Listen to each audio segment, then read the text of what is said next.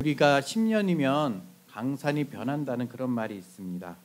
10년 사이에 변한 것이 많이 있다는 얘기죠.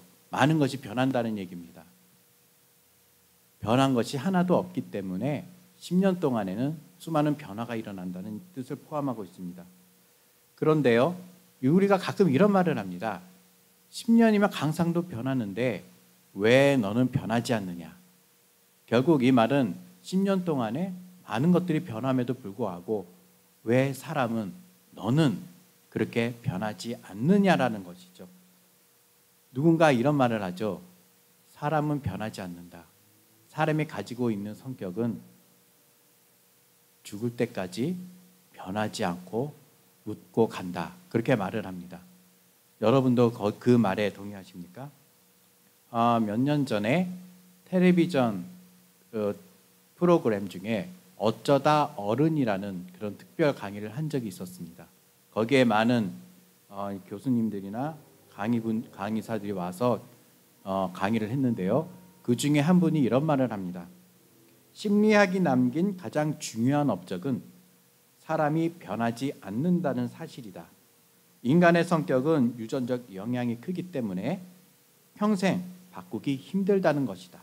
하지만 창의성의 원천인 그 관점은 바뀔 수가 있다라고 말을 했습니다.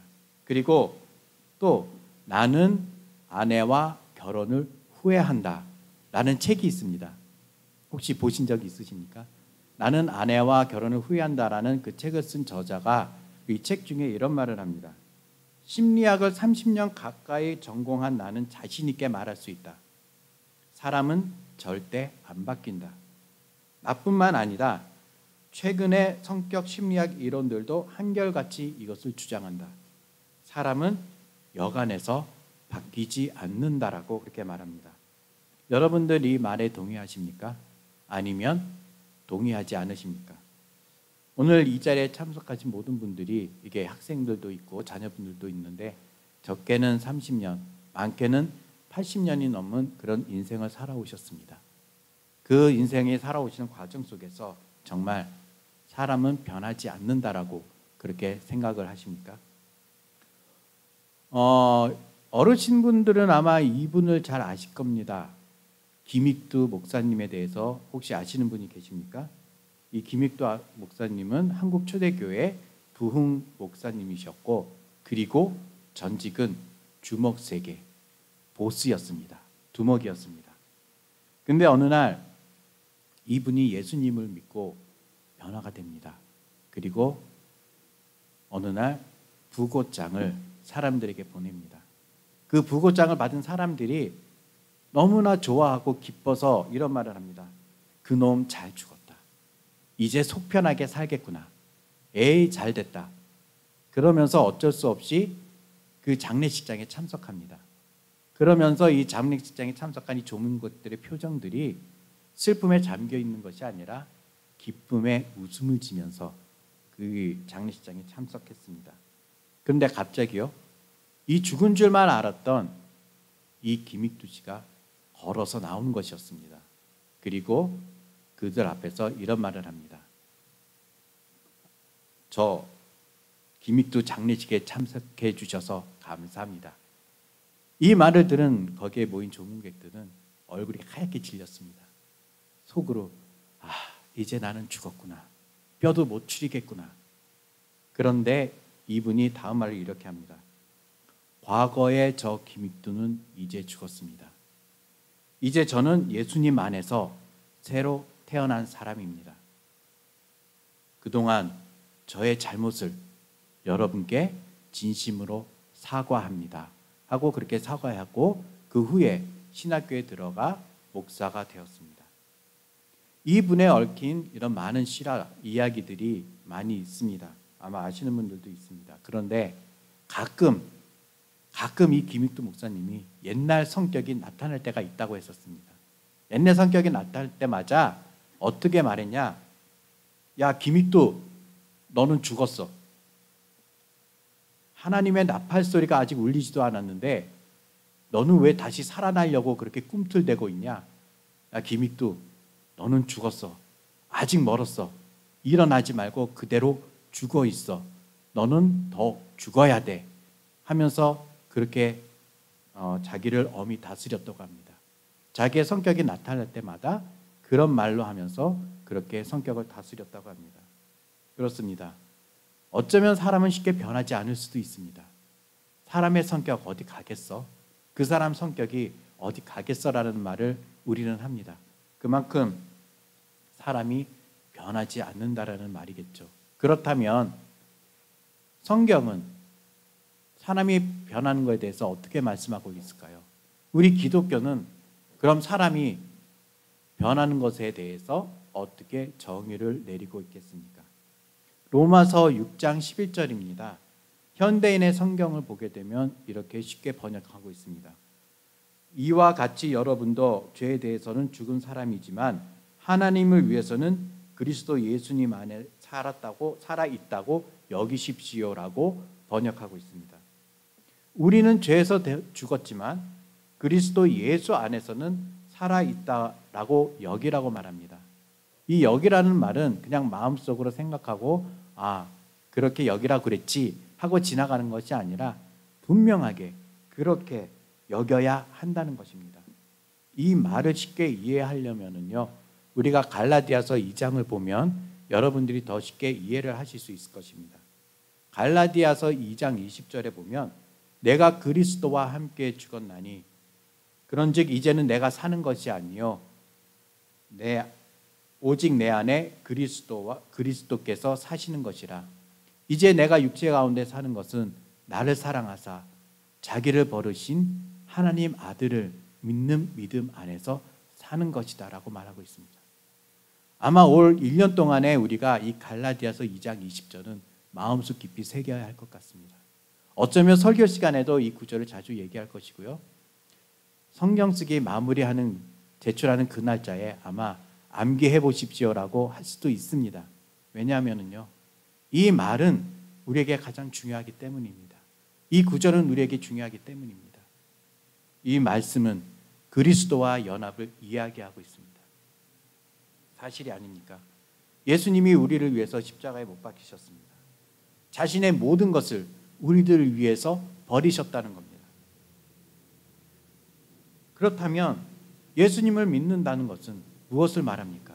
나도 역시 예수님과 같이 십자가에 못 박았다는 겁니다. 나의 모든 것을 못 박고 다시 살아나는데 내 육체로 내가 사는 것이 아니라 하나님을 믿는, 예수 그리스도를 믿는 그 믿음 안에서, 예수님 안에서 다시 살아났다는 겁니다. 그렇다면은 내가 다시 살아났다면 옛날의 내가 아니라 이제 새로운 나라는 것입니다. 내가 변해야 된다는 것입니다. 내 삶이 변해야 된다는 것입니다.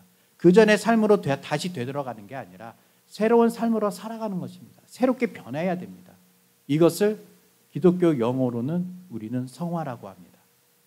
우리 CNM이 교단은 사중복음입니다. 이 사중복음 중에 하나가 바로 성결의 주 예수 그리스도입니다. 이 성결의 주 예수 그리스도가 바로 성화입니다. 성화를 의미하고 있습니다. 우리가 신앙인으로서 살아간다는 것은, 성화의 삶을 산다는 것은 우리의 삶이 거룩해진다는 삶입니다. 내가 구분되어지는 삶을 살아야 된다는 겁니다. 그런데 이 말이요, 성화라는 말이 내가 하나님의 성품으로 다시 되돌아간다는 말은 다른 것이 아니라 원래 내가 가지고 있던 그 성품으로 되돌아가는 것입니다. 창세기 1장 27절에는요, 하나님이 자기 형상, 곧 하나님의 형상대로 사람을 창조하시되 남자와 여자를 창조하셨다고 하셨습니다. 우리가 창조될 당시에는 지금 이들의 모습, 이 성품이 아니라 하나님이 가지고 계셨던 그 성품 그대로 가지고 우리가 창조되었다는 겁니다. 그런데 우리가 왜 이렇게 변하게 됐습니까?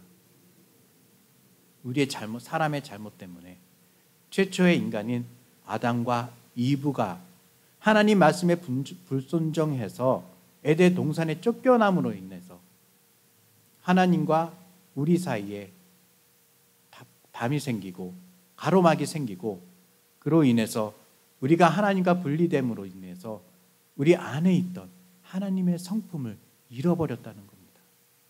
한 인간의 죄로 인해서 세상에 죄가 들어옴으로 인해서 우리가 죄의 본성을 가지고 태어났다는 겁니다.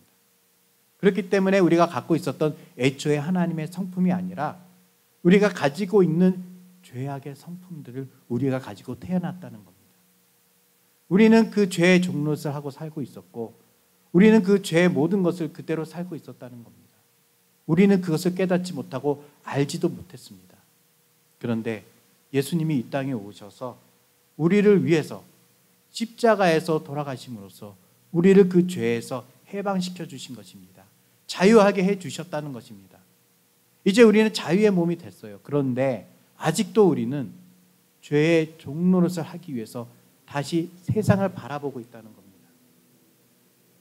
이제 옛것은 지나갔으니 보라 새 것이 되었다. 사도 바울이 우리에게 말씀하고 있습니다. 이제 우리는 새 사람으로 새롭게 이 세상과 분리되어야 합니다. 다시 말씀드리면 나의 옛것을 모두 버리고 이제 하나님이 주신 새 사람으로 새롭게 변화되고 새 옷을 입어야 합니다.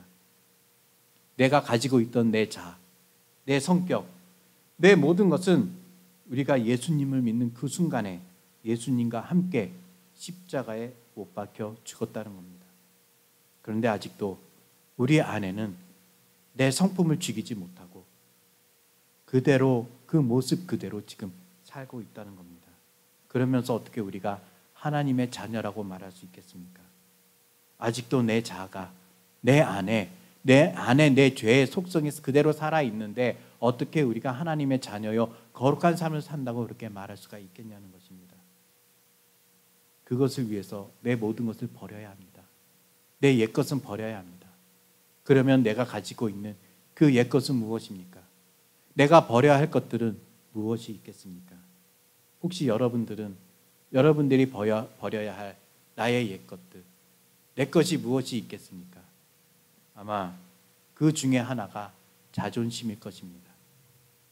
자존심은 남에게 굴하지 않고 내 스스로 품위를 지키려는 그 마음을 우리는 자존심이라고 합니다.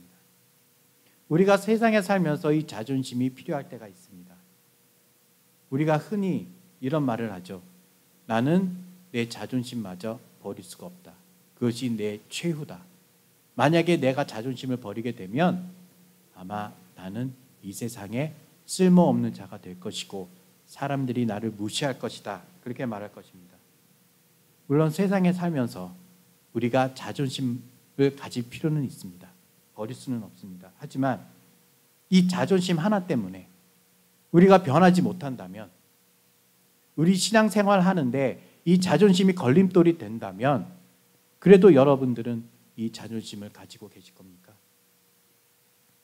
우리 믿음 생활에 방해가 되고 믿음이 성장하지 못하고 신앙생활이 올바로 전진해 나가지 못하고 계속 퇴보만 한다면 여러분들 그래도 이 자존심을 가지고 계실 거냐는 거죠. 마가복음에 보면 우리가 잘 아는 한 여인의 이야기가 나옵니다. 바로 수로보니게 여인입니다. 이 여인이 예수님을 찾아옵니다. 예수님을 찾아와서 자기 딸을 고쳐달라고 해요. 귀신 들린 자기 딸을 고쳐달라고 해요. 그런데 예수님이 이 여인에게 뭐라고 말합니까? 마가복음 7장 27절에 보게 되면요, 예수께서 이르시되 자녀로 먼저 배불리게 먹게 할지니 자녀의 떡을 취하여 개들에게 던짐이 마땅치 아니하니라고 말합니다. 이게 무슨 말이겠습니까?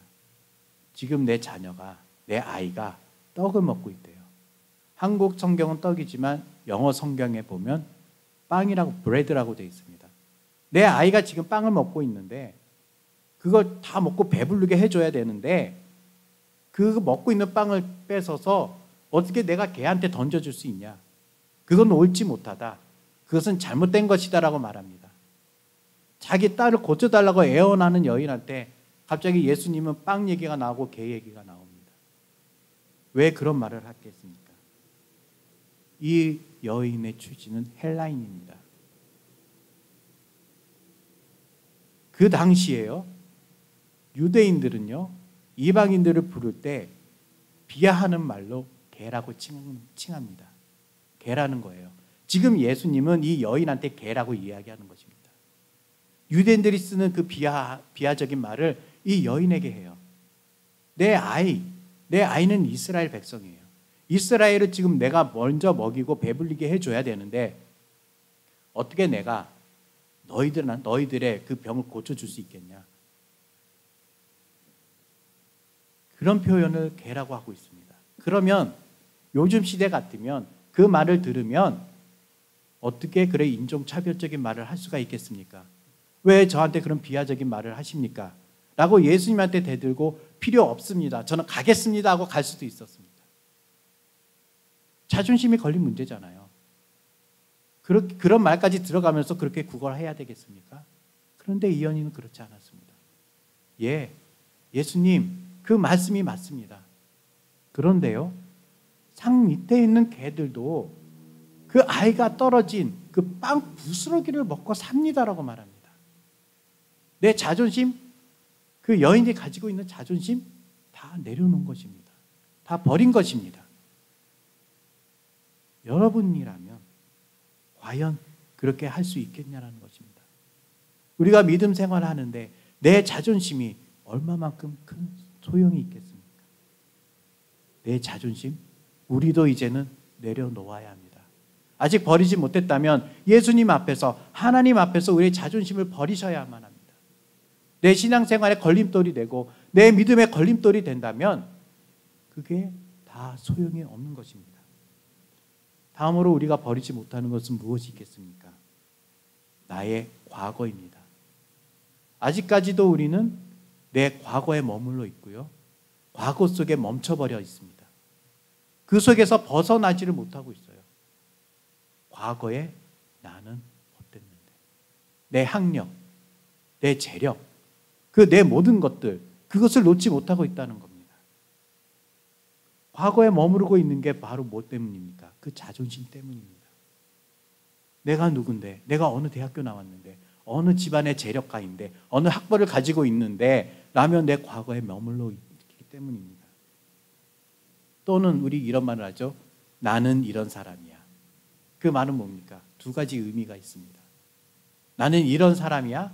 다른 사람에게 나는 너보다 더 우월하다는 위압감을 주기 위한 겁니다.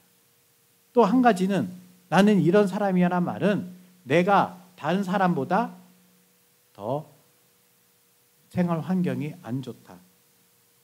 그 사람들에 비해 더 초라한 모습을 가지고 있다. 그런 의미를 가지고 있다는 겁니다. 그 과거의 모습, 그게 무슨 소용이 있겠냐는 거죠.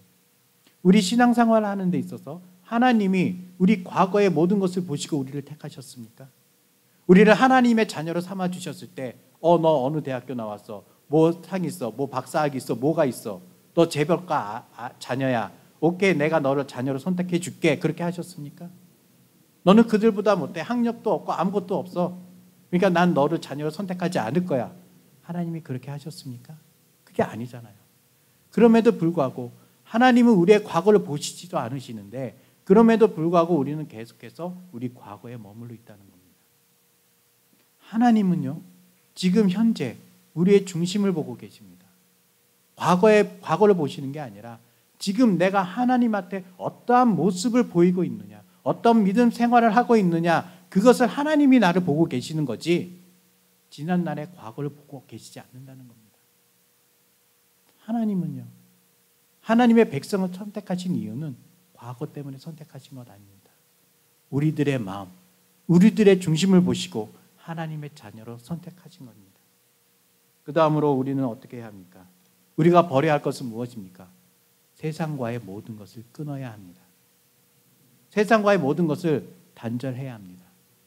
그래야만 합니다. 세상과 인연을 끊으랬다고 해서 내일 아침에 직장에 나가서 사장님한테 사표 쓰고 나는 이제 세상과 끊겠습니다. 그만두겠습니다. 하고 집에 와서 당당하게 자녀들한테 야, 아빠가 엄마가 이제 세상과 인연 끊을 거야. 그래서 직장도 그만뒀어. 하나님이 다 알아서 해주실 거야. 그러면 안 되는 겁니다. 또 갑자기 사업을 하시던 분들이 내일 아침에 가서 직원들한테 나 이제 이 장사 안 해. 하나님이 다 알아서 해주실 거야. 그렇게 하셔도 안 되는 겁니다. 그거와 별개의 이야기입니다. 세상과 인연을 끊으라는 것은, 세상의 것을 끊으라는 것은 세상의 쾌락, 세상의 정욕, 그것을 우리 마음속에서 쫓아내야 한다는 겁니다. 우리는 쉽게 유혹을 물리치지 못합니다. 그 유혹에 우리가 쉽게 넘어갑니다. 그것을 우리는 단호히 거절해야 되고 단절해야 한다는 겁니다. 혹시 여기 계신 분들 중에 낚시 좋아하시는 분 계십니까? 낚시 해보셨습니까? 낚시할 때 어떻게 합니까? 낚시 바늘에 이렇게 밥을 줍니다. 그죠? 밥을 만들어서 주고 때로는 새우를 끼기도 하고요. 어떨 때는 지렁이를 잡아서 이 지렁이를 끼워서 던집니다. 그러면은 물고기가 입질을 하기 위해 그거 먹기 위해서 이렇게 톡톡 건드려요. 입질이라는 것을 하죠. 그러면 낚시꾼들은요, 그걸 가만히 봅니다. 그러다가 이게 바늘이 올라왔다 갔다가 탁 잡을 때, 물고기가 그 먹잇감을 잡을 때 확 낚아챕니다. 그런 다음에 어떻게 해요? 낚아채는 것이 아니라 그 물고기와 실랑이를 많이 하겠죠. 그런 후에 물고기가 지쳤을 때 그것을 잡아냅니다. 우리가 그런 유혹에 빠지기가 쉽다는 겁니다. 사탄은요, 우리에게 어떤 것을 주냐 하면은요, 우리가 가장 좋아하는 것, 우리가 정말로 좋아하는 것을 그 미끼로 우리에게 던져줍니다. 그러면 우리는 그 미끼를 보고 유혹에 빠질까 말까 우리 마음속에 굉장한 고민을 하게 됩니다. 그러다가 그 유혹을 덥석 물게 되죠. 그러면 사탄은 이때다 싶어서 우리를 확 낚아챕니다. 결국 우리는 세상의 유혹에 빠진다는 겁니다. 세상의 쾌락에 빠지고 세상의 정욕에 우리는 빠지게 되는 것입니다. 그러다 보면 세상의 것이 더 좋아지게 되는 거고요. 세상의 것을 더 사랑하게 되는 겁니다. 우리는 하나님을 믿는다고 하지만 오히려 하나님을 믿는 그 마음보다는 세상을 믿는 그 마음을 더 중요시 여기게 되고 세상만을 바라보게 되는 것입니다. 세상을 쫓아가는 그 삶을 산다는 겁니다. 그것을 우리는 단호히 끊어야만 합니다. 세상이 주는 쾌락들, 세상이 주는 그 모든 것들을 우리는 끊을 수 있어야 합니다. 세상이 주는 자유함보다는 하나님이 주시는 자유함을 우리가 누려야 합니다. 세상의 종으로 다시 돌아가려고 하지 마십시오. 세상의 종 노릇을 하려고 하지 마십시오. 세상은 지금 어둠의 권세가 자리 잡고 있는 그곳입니다. 그곳에 못하러 우리가 지금 종 노릇하라고 다시 들어가겠습니까? 예수님이 자유함을 주셨는데, 하나님이 우리에게 자유함을 주셨는데 왜 그곳으로 다시 돌아가려고 하십니까? 에베소서 4장 22절에서 24절입니다. 너희는 유혹의 욕심을 따라 썩어져가는 구습을 따르는 옛사람을 벗어버리고 오직 너희의 심령이 새롭게 되어 하나님을 따라 의와 진리의 거룩함으로 지으심을 받은 새 사람을 입으라 하고 사도 바울은 말하고 있습니다. 아직 내 옛 습관을 버리지 못하셨습니까? 세상의 유혹을 이기지 못하고 계십니까? 내 자존심 아직도 내려놓지 못하고 계십니까? 아직도 내 과거에서 벗어나지 못하고 머물러 있습니까? 예수님은 이 땅에 오셔서 세상의 죄를 없애주셨는데, 우리를 자유케 하여 주셨는데 왜 아직도 우리는 옛 옷을 입고 옛 구습을 따라 옛 행동을 따라 새 옷을 입지 못하고 계속해서 그 옷만 걸치려고 하고 계십니까? 이제 우리는 예수님을 만나 다시 새롭게 태어난 새로운 존재입니다.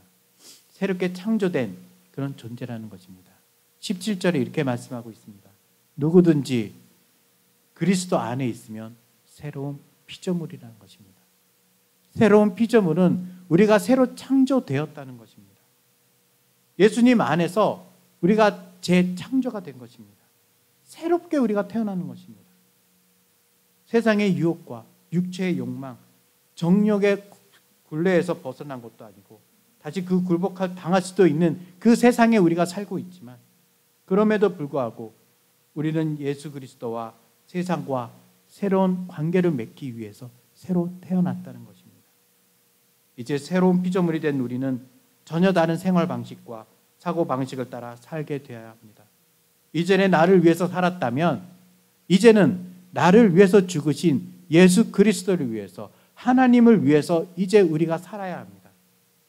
그래야만 우리가 새 사람이 되고 하나님이 우리에게 주신 그 직분이 하나님과 화목하게 살라는 것입니다.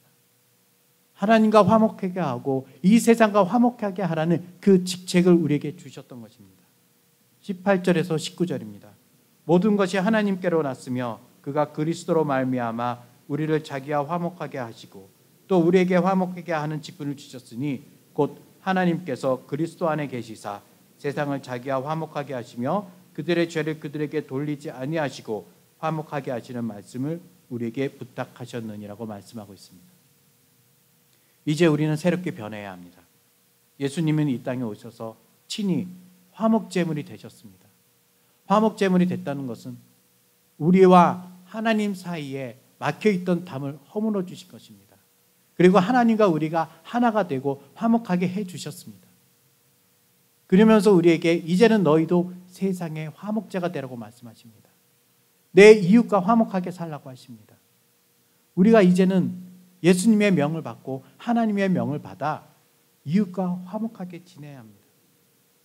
이웃과 화목하게 지낼 뿐만 아니라 그 이웃에게 이제는 복음을 전해서 그 이웃도 하나님과 막혀있는 그 담을 허물게 만들어줘야 합니다. 그래야 우리가 화목제물로 우리가 그렇게 살아갈 수 있는 것입니다. 예수님이 십자가에 돌아가신 건 우리만 위해서 돌아가신 게 아닙니다. 이 세상 모든 사람들을 위해서 돌아가셨습니다. 예수님이 화목제 제물이 되신 건 단지 우리들을 위한 화목제 제물이 되신 게 아니라 이 세상 모든 사람들을 위해서 화목 제물이 되신 것입니다. 잠언 18장 6절입니다. 미련한 자의 입술은 다툼을 일으키고 그의 입은 매를 자청하느니라. 우리가 세상 사람과 이웃과 화목하게 되려면 다툼과 미움과 논쟁에서 벗어나야 합니다. 이제 우리의 입술을 조심해야 됩니다. 우리의 말을 조심해서 해야 하는 것입니다.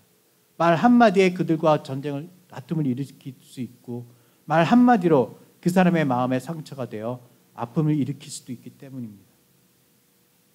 이제 우리는 화목제물로서 그렇게 하라는 하나님의 말씀을 이행하며 살아야 합니다.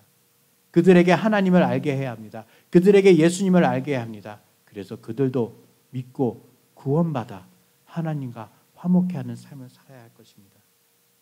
그것을 위해 이제 우리에게 주어진 우리의 사명을 감당해 나가며 이제 옛것은 버리고 옛옷은 버리고 새 옷을 갈아입고 새 사람으로 새롭게 변하는 저와 여러분이 되시기를 주님의 이름으로 축원드립니다.